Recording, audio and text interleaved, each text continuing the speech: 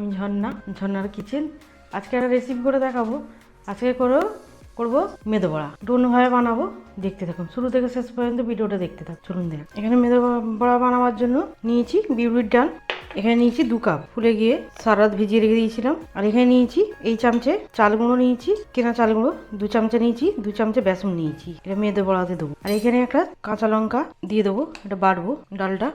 আর এখানে চাটনির জন্য নিয়েছি নারকেল, চীনাবাদাম, এখানে অল্প আদা নিয়েছি, 2 কাঁচা লঙ্কা নিয়েছি, আর কিছুটা ধনেপাতা নিয়েছি, এটা চাটনিতে দেবো। ডালটা বেটে নেবো, এখানে মিক্সিতে দিয়ে দেবো। এতে অল্প করে জল দেবো, একদম অল্প করে জল দিয়ে দিলাম, এটা বাটবো। আর এখানে বাটার জন্য এটাকেও বেটে নেবো। এখানে ধনেপাতাটাও দিয়ে দেবো, ডাঁটির সমেত ধনেপাতা নিয়েছি হাফাটি। এখানে কাঁচা লঙ্কাটাও দিয়ে দেবো, খুব ঝাল কাঁচা লঙ্কা, এটা বড় সাইজে দিয়ে দিলাম। এতেও অল্প জল দেবো, এটা জল দিয়ে বেটে নেবো। এই দুটো, এটা আর এটা বেটে নেবো। এখানে চাটনিটাও বেটে নিয়েছি, আর এর মধ্যে অল্প নুন দিয়ে বেটে নিয়েছি, এটাও বাটা হয়ে নিয়ে নেবো বাটিতে। অল্প জল দিয়েছি, খুব বেশি জল দিয়ে দিলে আর বানাতে অসুবিধা হবে। নুন দিয়ে দেবো পরিমাণ মতো, নুনটা দিয়ে দিলাম। আর কারি পাতা নিয়েছি, কারি পাতাটাকে দিয়ে দেবো, একটু হাত দিয়ে ছোটো ছোটো করে ছিঁড়ে দিলাম। এখানে 1 চামচা আদা দেবো বাটা, আদাটা দেওয়া হয়ে গেল। এখানে বেকিং পাউডার নিয়েছি ছোটো চামচে, 1 চামচে দিয়ে দেবো, একদম ছোটো চামচে।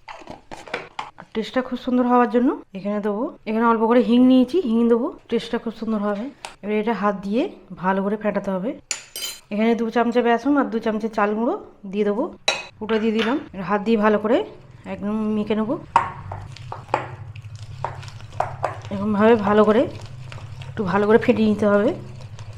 যত বেশি ভালো করে ফেটাবে তত বেশি ভালো ফুলবে, আর ক্রিসপিও হবে, আর ভেতরে একদম জালিদার টাইপের হবে, নরম।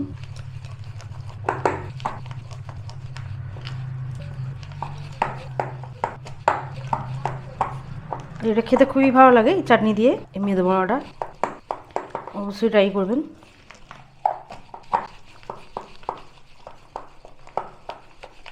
ভালো করে মাখানো হয়ে গেছে, এটা রেখে দিলাম। এখানে আমি এটা চালু করে দিলাম, চাটনির জন্য এটা দেবো ফোড়নটা। এখানে নিয়েছি কারি পাতা দিয়ে দেবো সর্ষে, দিয়ে দেবো সর্ষে তেল, অল্প করে সর্ষে তেল। তেলটা একটু গরম হোক, একটা কাঁচা লঙ্কা দেবো, কাঁচা লঙ্কাটা একটু ভেঙে দেবো, একটু ভেজে নেবো।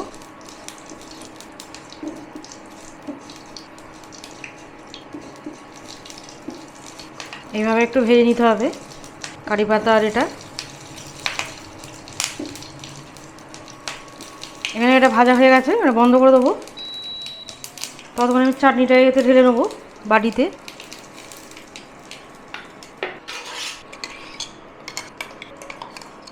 এই চাটনিটা এতে দিয়ে আর এতে দিয়ে দেবো, ঢেলে নিলাম। এবার এটা বানিয়ে নিচ্ছি, দিয়ে দেবো ওপর দিয়ে।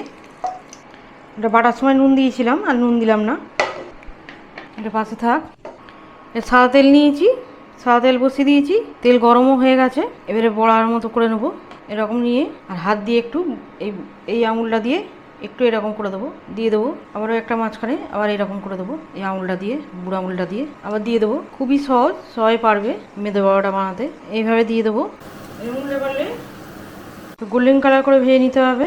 একদিকে হয়ে গেছে, আর একদিকে ফের উল্টে দিলাম। আরও কিছুটা আছে, 2 বার করে করতে হবে। একবার কিছুটা দিয়ে দিয়েছি, আরও কিছুটা আছে, ভেজে নেবো, এতে গোল্ডেন কালার করে ভেজে নেবো। এইভাবে মেদো বড়াটা খেতে খুবই ভালো লাগে, অবশ্যই ট্রাই করবে। ছোটো থেকে বড় সবাই পছন্দ করবে এরকম মেদো বড়া। আবার করে আর একটু উল্টে পাল্টে ভেজে নেবো। ভাজা হয়ে গেছে আমার এগুলি, তুলে নেবো, তেল ছেঁকে তুলে নেবো। কত সুন্দর ফুলেছে আর কত সুন্দর হয়েছে, সবগুলি তেল ছেঁকে তুলে নেবো। আবার দিয়ে দেবো, এভাবে মাঝখানে ফের আবার এরকম করে দিতে হবে। এইভাবে সবগুলি দিয়ে দেবো। আবার এগুলিও ভাজা হয়ে গেছে, তুলে নেবো তেল ছেঁকে। সবগুলি ভাজা হয়ে গেল, বন্ধ করে দিলাম। সবগুলি আমার হয়ে গেছে, একদম মেদো বড়া রেডি। কতটা ক্রিসপি হয়েছে, একদম বাইরে মুচমুচে আর ভেতরে একদম নরম হবে, কত সুন্দর হয়েছে, একদম রেডি মেদো বড়া। আমার রেসিপি ভালো লাগলে বন্ধুদের সাথে শেয়ার করবে, লাইক করবে আর সাবস্ক্রাইব।